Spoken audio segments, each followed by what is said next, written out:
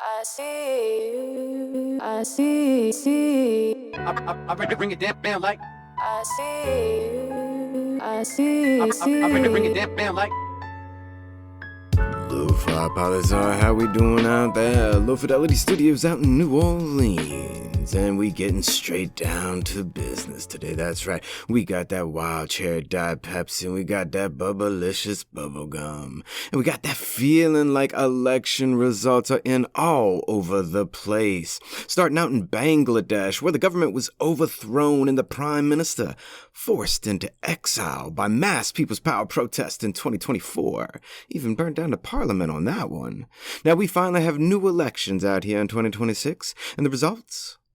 The party of the interim prime minister of the transitional government has won with a supermajority in parliament. About 70%, in fact. That's a big percentage win right there.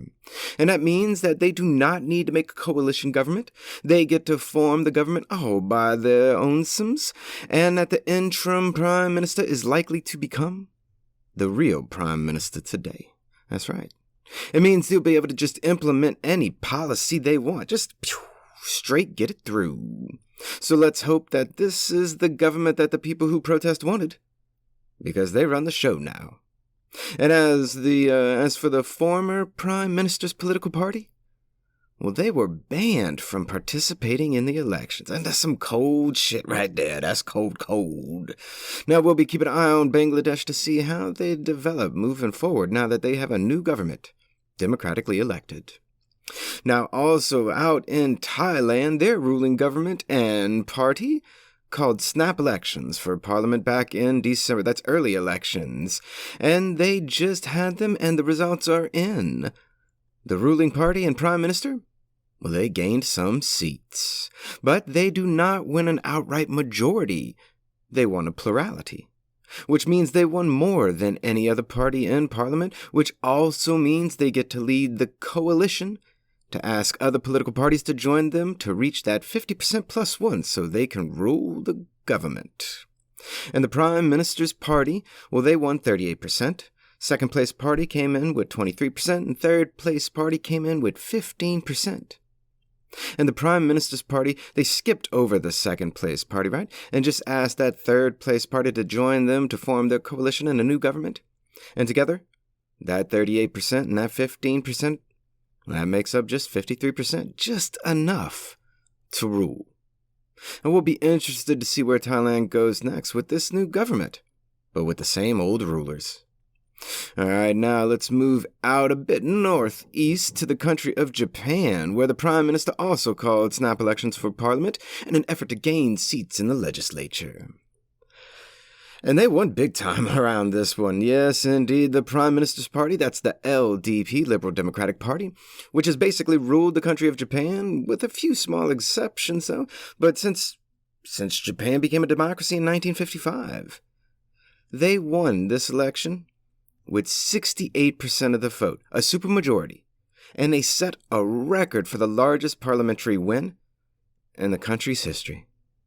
Now the Prime Minister and the LDP have the power to enact whatever legislative initiatives they wish. Period.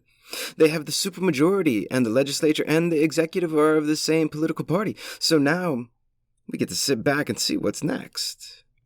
Like, what's up with this next story about China and Japan, where Japanese authorities have seized the Chinese fishing vessel and arrested its captain and detained 11 people in total for violating Japan's waters and trying to flee when the Japanese told them to get ready to get boarded and for an inspection. And now things are already rocky between China and Japan, and that ain't nothing new. But with this boat seizure and the Japanese Prime Minister's new electoral mandate, let's wait and see what happens next between Japan and China. Eyes open on this thing, people. And a last piece of news to send you on your way for the day. To India we go, where the government had already had a policy that social media companies had 36 hours to remove unlawful content once notified by the government of its existence on their platform. Now, and without any notification or reason why, the Indian government has moved that to 3 hours. So check it.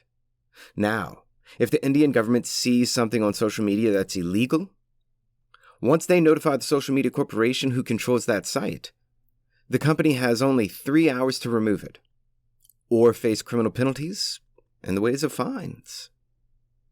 3 hours, people. India ain't playing. But, may I ask, what constitutes illegal content? Why 3 hours only? What is the Indian government up to? And why aren't they explaining this shortening of time? These questions we'll see soon enough. Catch us on Instagram and YouTube to write into the show. And don't forget to eat your cereal with a fork and do your homework in the dark. Love you, Lo-Fi.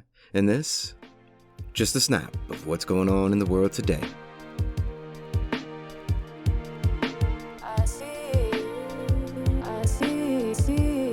I bring it down like. It's not a cliche or a catchphrase. It's a lifestyle. Always remember that Lofi Poli Sci is more than just me.